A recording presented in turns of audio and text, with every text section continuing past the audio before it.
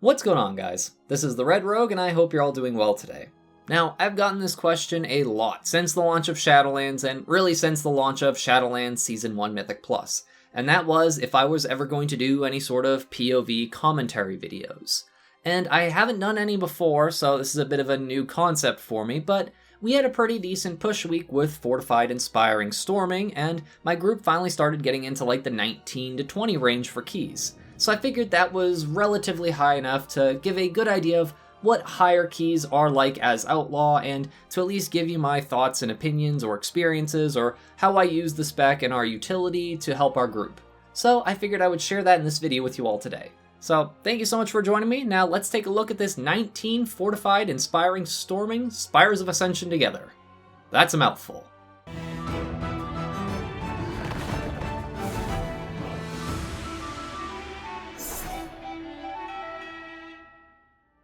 Alright, so this will be one of my first commentary sort of videos over my own gameplay, so I apologize if I ramble a bit too much, and I'll try to mention any of the important things that I can think of as I look over this footage from this last week, since we did a decent amount of pushing. One thing we actually didn't know about, anybody in the group, myself included, was any of these Forsworn Menders. You'll see this little black weapon I'm going to grapple hook to.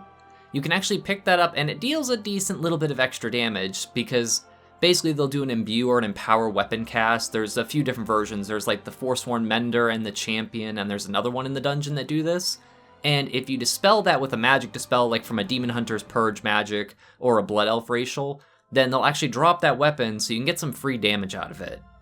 Honestly though, with Inspiring being a pretty easy week, a lot of pulls will either CC the Inspiring if it's like a really bad one, or will just outright kill everything and it won't matter. A big thing with these Goliaths is, as I'm sure you've all seen, is those Rebellious Fists have to be interrupted. So basically me and the tank are the ones who cover all of those, and then our Mage and our Warlock, basically they'll interrupt any ancillary things, or if we can't get it, we just call it out in Discord that we won't be able to grab it. But for the most part, between me and the tank, we can usually get all of the really bad ones. And for other things, I'll actually end up using Cheap Shot and Gouge and all that a ton. Especially Kidney Shot too is really important to keep an eye on. The Castigators, those are honestly some of the most, for how much moves they cast, they hurt a lot. So anything that you can do to stop the Castigators and their Dark Lash is very beneficial, as it's only a single target damaging effect, but it hits really freaking hard. So I'll try to gouge or stun or interrupt it whenever possible, and between 4 of us having interrupts and AoE stuns from Shadow Fury, it's not too big of a deal, but they can get a bit messy if, with storming especially, if everybody's getting knocked around and they can't interrupt things as well as they should be. As you can tell, I'll probably just skip between footage here and there while still talking over important bits. This is another one of those Menders, which you'll see the tank is going to use his Purge magic on that Imbue weapon cast that just went off, and you'll see that at first, I don't realize where the weapon is because it goes right near the edge, and then I'll find out right about now. Yep.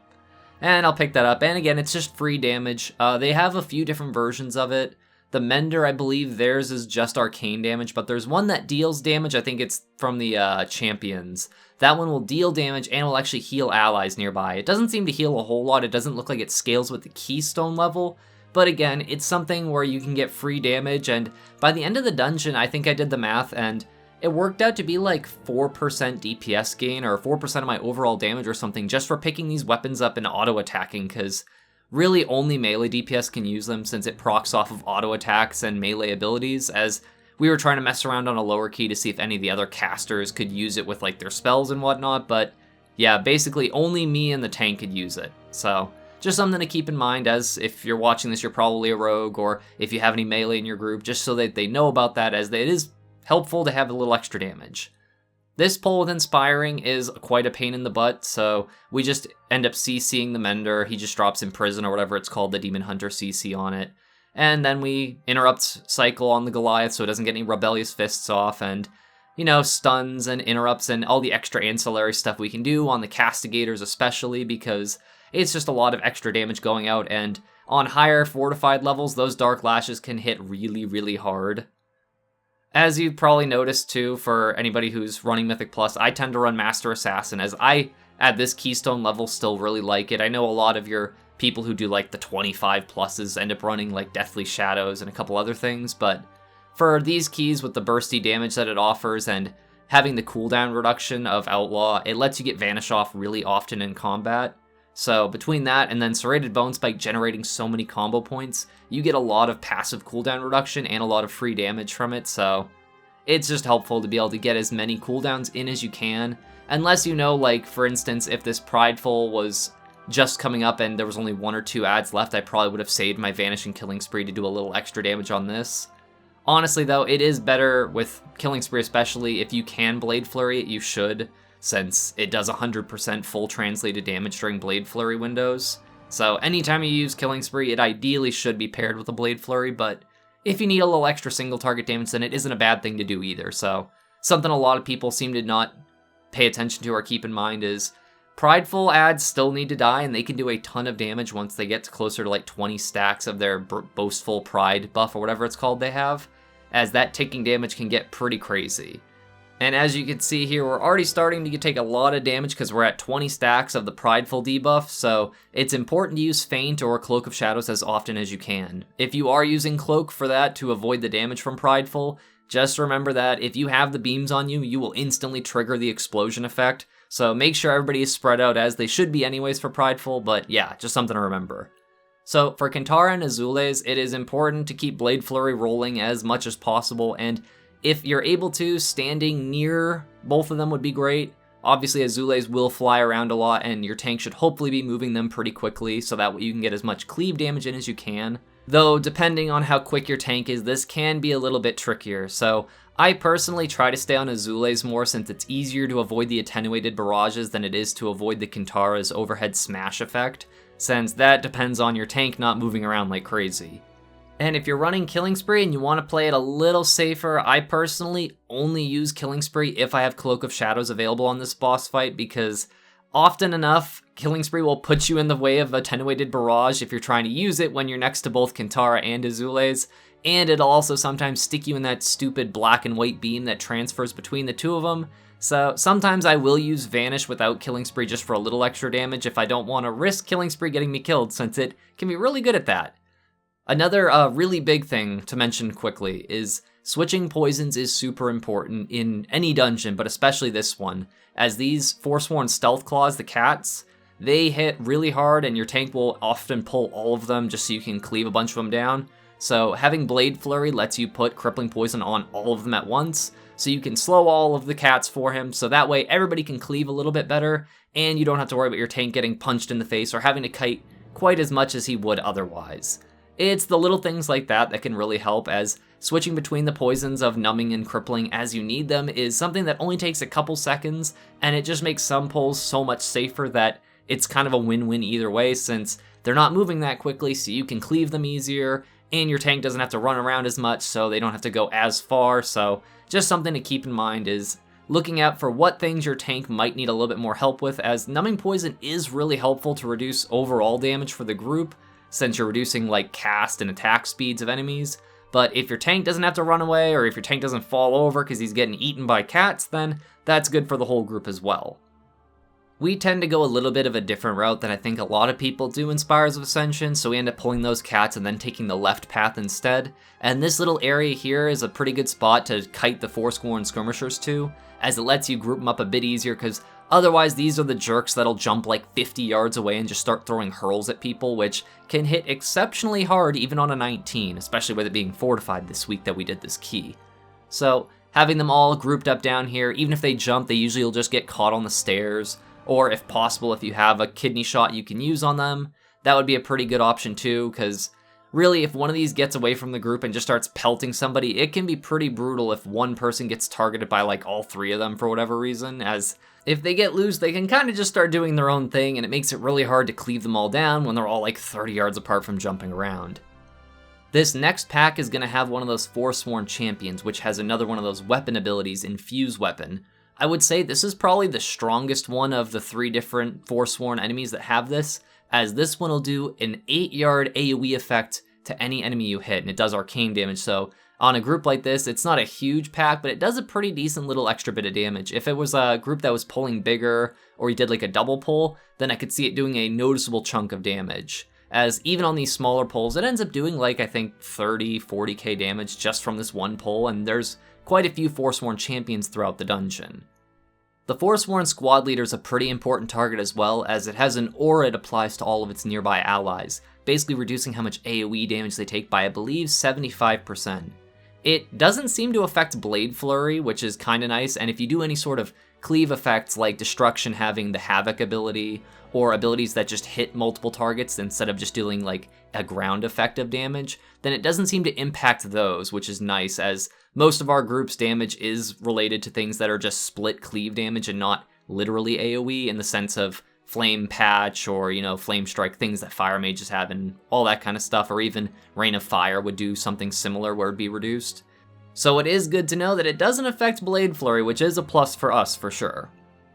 This is another inspired pull where we kind of just nuke it. I'm sure on a hierarchy you wouldn't be able to do that, but with us having a Prideful buff that we literally just got from the other side of those angels that we flew over with, we usually can cleave down the entire group so fast that they don't really get any of their insidious venoms or whatever off, and even if they were to, the Inspired died so quickly that he could drop a Fear Sigil or a Silent Sigil as needed on them, so not really too big of a deal. This next pull we should be able to do as a single pull, but just out of safety we end up always CCing that Skirmisher that I just sapped, only because it makes it really hard to cleave it because it always jumps away unless I keep it locked up with stuns over and over. So we'd rather just focus our damage on these 3 targets, blow them up, and then we end up just pulling that Forsworn Skirmisher in with the Stealth Claws, since he's gonna have to kite those around anyway, so he kinda just drags them over to the Skirmisher, making it easier for us to hit the cats while I can still slow them with Crippling Poison, and then I can throw a stun or whatever on the Skirmisher as needed, which you'll see in just a little bit, so I'll skip over to that part next. Alright, and as you can see, he's already pulled all the Stealth Claws and they're making their way over to the Skirmisher, and my Warlock friend is getting his face chewed in because the tank hasn't gotten threat on one of them, it looks like. I think one of them came out of stealth a little later. The cats can be kind of tricky because if they come out of stealth and hit a person before they're hit or targeted, they'll actually stun them for I think like 3 or 4 seconds, which really sucks. So ideally with a Demon Hunter, they can Spectral Sight and they can see where they're all at. But we don't really have anyone that has a good enough immunity to stop them from getting stunned. Like, normally you'd have a hunter who can pop Aspect of the Turtle and just run through them all, and they'll waste their initial, like, free stun hit on someone who can't get killed anyways, and then they'll put all the threat onto the tank. But with our group, usually he'll just go in there with Spectral Sight and see where they're at and jump on them before they jump on him. But with them being so spread out, they kind of patrol really widely, so it can be a little tricky to get all of them. And the tricky thing with Inspiring is with the Praetor and these cats together, thankfully the Kyrian Spear does still work on them, even though they're inspired and shouldn't be able to be CC'd, so this gives us enough time to do a ton of damage to all of them, and the Praetor ends up falling over pretty quickly, and since it jumps away to do that Dark Seeker move, it's actually pretty easy to slow the Stealth Claws with Crippling Poison, so that way the tank can still keep kiting it, which will let him basically pull these up to the top of the stairs so we can kind of position ourselves better, because this will spawn our Prideful for 60%. So basically with the route that we go, we actually get our Prideful, our 4th one, right before Ventunax. Like as soon as we kill all that trash on the platform right before Ventunax, that'll proc our 80% Prideful, which lets us basically nuke that boss as quickly as we can with Lust and Prideful, because it can get a little hectic otherwise if that takes too long with those recharges and the orbs spewing out, which you'll see in a little bit. This patrol over on the right-hand side of this platform can be a little sketchy, as we could probably pull both of them at the same time, but we usually play it a little bit safer and just end up doing these either divers with the Rebellious Fist Goliath. If needed though, if the Pat's in a really bad spot, we'll do the other group first, or if it's coming up really close and he doesn't have time to move it, that's where Distract comes in super handy, since you can basically stop that patrol from moving anywhere near the group and it gives the tank time to reposition things, which is pretty huge with how unpredictable, if your timing is even off slightly with how fast you're doing the dungeon, it can really affect what's going to be in what spot at the right time, and if it's in the wrong spot at the wrong time, it can end very poorly. This pack also has another one of those Forsworn champions, so again, if you have anybody that can dispel magic effects from your enemies, make sure to pick up those weapons for that free extra damage. And also, there is a squad leader here, so if your group does rely on a lot of heavy AoE ground effects, then make sure to defeat that as quickly as possible. And also, don't stand in front of the squad leader when it does that frontal cone, because it hurts really bad. This is another pull that we tend to break up a little bit. Thankfully, with us having a Demon Hunter in the group, he can actually Spectral Sight and see the hidden Stealth Claw. Unfortunately, my blind was on cooldown for this because normally we blind the Dark Praetor because otherwise it just flies around and ends up not being in the group anyways, making it harder to cleave. And I had it on cooldown from the last pull because of some reason I can't remember, which is really odd, as I try to save it specifically for that Praetor, as since it's a mechanical enemy, not that many CCs work on it, and Blind is one of the most powerful ones specifically because it does work on virtually anything in the game. If it can be CC'd, Blind will work on it, despite the fact that Blind is really easy to get broken out of if your group is careful and doesn't incidentally cleave it or drop any dots on it by accident. Then you'll be able to hold off basically any ad that you want, which is really useful. Probably one of the biggest advantages I have as Outlaw, at least, is I feel like I usually do the most damage to the manifestations of Pride, since we don't really have any crazy big cooldowns and our damage is really consistent despite there being the RNG of Roll the Bones. So having that 80% Prideful down and everybody else still having basically all their cooldowns is pretty strong, since it'll let everybody be able to just melt through this somewhat annoying boss, as on higher difficulties, or on Tyrannical especially, Ventunax can be a very scary boss to deal with. So, melee is at a bit of a disadvantage, I would say, in this fight, just because usually the tank is going to be pretty close to the orbs, meaning you're going to be pretty close to the orbs that are spewing out all those dark bolts. But they're not terribly difficult to avoid as long as the tank can move the boss at least probably like 15-20 yards away from each one. We end up going counterclockwise. I've seen a lot of groups go clockwise instead. I think that's more of a personal preference thing. This part is where it gets a little dicey. If you're careful and can just keep an eye out on these explosions as they're happening, you shouldn't really ever get hit. But if you ever feel like you can't move, or if you were going to use Killing Spear or something during that, then you would want to make sure you have Cloak of Shadows able to be used immediately. So that way, even if you do get hit, it will do literally nothing since it's magic-based damage. So if you want to take a gamble and use Killing Spree and Vanish during that, then go right ahead. Just make sure Cloak of Shadows is available, or hope that you're really lucky. And as you can see, I end up missing the jump on this angel, as if you can actually jump and catch it midair, you can basically grab onto one of their ankles and catch a ride really early, which saves you a little bit of time. That's one of those little MDI tricks that we saw when we were just watching through the last couple cups that they did. So it's a kind of nifty little trick, but since the whole group couldn't do it, it doesn't really save us all that much time. I'm pretty sure you can do this skip without a priest, but we throw Mind Soothe on that Hellion just in case, because you never know when someone will accidentally clip too close to him and then it pulls it, because with the percent that we go up at, we'll have exactly like 87.78 or something like that, so we don't need literally anything other than what you're going to see get pulled.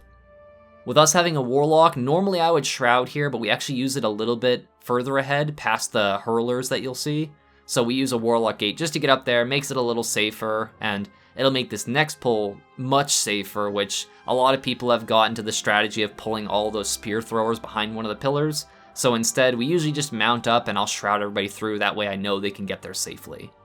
The Forsworn Wardens have a Bless weapon effect, and that one will actually deal damage and heal nearby allies. It doesn't seem to heal for like a ton or anything like that, but free healing, especially when these Dark Lashes are going off, and if Forced Confession goes off, you will want all the healing that you can get for free, as that is a detrimentally painful ability if it gets off. Dark Lash is still a really annoying ability to deal with, but Greater Mending slows the pulls down a lot, so that becomes a bit more of a priority than dealing with the damage going out, rather than the enemies healing themselves. Due to that, it's usually why we end up CCing one of the Wardens either with a Blind or an Imprison, mainly because there's a chance that if even one of those goes off, it can make things live a little too long, and that means more stuff to get interrupted or casted on, and it can just end really poorly if those start getting missed. So falling behind on interrupts on this pull in particular can be really painful. And as I just mentioned, here we'll be dropping our Shroud and just mounting up and going through. This basically gives everybody a little bit of extra time to safely be behind the pillar, because more often than not, when we just run through, someone ends up getting pegged upside the head with like 3 or 4 spears, which is very, very painful, especially on a higher fortified key like this. So once we're here, then we can just drop all of our AoE stuff. Usually we'll drop like a Shadow Fury or even like a Fear Sigil just to keep them from not casting quite as many abilities as they could. It seems to help out a lot. It kind of sucks when some of these enemies end up staying a little bit further out away from the others, as it takes a little longer to kill them, but they're pretty low health since they're non-elite, so not too big of a deal. Seeing as I'm the token melee DPS of this group, we decided that for the Imperial Ordinances that everybody would just kind of loosely spread around my position, and that way, since I stand opposite of the tank and the range stand opposite of me, we can all just converge in the middle, and we basically move from left to right, and then from right to left, as you'll see throughout this fight. So we'll be stacking now, and then we're going to move to the right about 10-15 yards. That way we can keep all of them in a line, which makes it a lot easier for us to soak them with immunities like Ice Block or Cloak of Shadows, or the tank just eats them in the face when he's able to. So this fight is honestly really easy, but the amount of damage that goes out from that debuff is pretty crazy when you get targeted with the Purifying Blast. When you get targeted with that over and over, that debuff can be exceptionally painful, and it becomes just a much more intensive fight than you would think for damage. This next part was really weird, because usually Oryphrion has like 5 or 10 energy left after doing the second Imperial Ordinance, but for some reason it didn't, so the tank ended up soaking like all the ones that were directly underneath it, and I ended up soaking the other half with Cloak of Shadows. They were all close enough I would have been able to get them all with Cloak, but he ended up just running in there and grabbing them, so I figured I'd get the second half since he doesn't have a way to remove the debuff per se. So after this point, it clears up a bit and the fight goes fine still. What we'll do is instead of going left to right, we're going to go right to left. I mentioned this to them later, but we're a little bit too closely stacked at this point. They should kind of be loosely spread behind me, all 3 of them. That way we all kind of just converge in really quickly and they don't have to move for the Purifying Blast, which I'm sure is a bit of a DPS loss for them. So from here, we're going to just do the exact same thing but opposite. So we'll go from right to left with these Imperial Ordinances. We'll get a second round in a little bit, and again, they're all a little bit closer than they should be. So something we worked out in later runs, it just was kind of like a new strategy we were trying, because usually we kind of all just stack on the tank, but it was too far for the range to run. So it ended up working out pretty good to do it this way, other than that little bit of a snafu at the beginning of the fight for whatever reason. And here we have our second Imperial Ordinance, and as you can see, he actually has the right amount of energy left this time. He has like 20 left, so that gives us enough time to position the boss where it should have been, which was that way, giving us about like 15 or so yards between the boss and the orbs, which will give our mage enough time to use Ice Block and be able to soak literally every single one of the Imperial Ordinance orbs, and that way it's nowhere near the boss, so it can't get any extra energy or anything like that, which is good. And unlike the MDI, we do not pull all 3 angels like some sort of crazies, and unfortunately we just do them in the standard order of Astronos, Lachesis, Klotos, as that debuff that Klotos puts out is pretty intense, and having that up for all 3 of the angels would be pretty terrible. With Klotos having access to all 3 of the buffs, it can be a really scary fight, because on Fortified, these things all hit really hard, and that debuff is pretty crazy. So what we do is we actually lust on this, which is a pretty normal strategy for Fortified weeks, it seems. And then we also have the Kyrian Spear, the second one that was right after Ventunax. We have that one, and we save it specifically for him so we can get as much damage in as possible without having to worry about quite as many moves trying to kill us. That still doesn't stop the debuffs from stacking or any of the damage like that from going out, and the spears can still be really brutal, so it's something, even if you have the spear down from the Kyrian effect, you want to make sure that you are paying very close attention to your health and using defensives and health stones or potions or whatever you need to survive as best as you can, because it gets really dicey. Thankfully, with just Prideful and a DPS potion, Devos is a really easy fight, especially on Fortified, so really it's just a war of attrition, and we still have plenty of time to time this key as long as nobody does anything monumentally stupid, which thankfully didn't happen. Most of the damage in this fight is really easy to avoid or mitigate, with Abyssal Detonation being able to be reduced by Feint, which is a huge help, and things like Lost Confidence being the debuff that you get that drops the puddle. You can just cloak that, or you can just eat through it and wait for your healer to dispel you, and hopefully you don't just run into the puddle as soon as they dispel you, because some people do that a lot.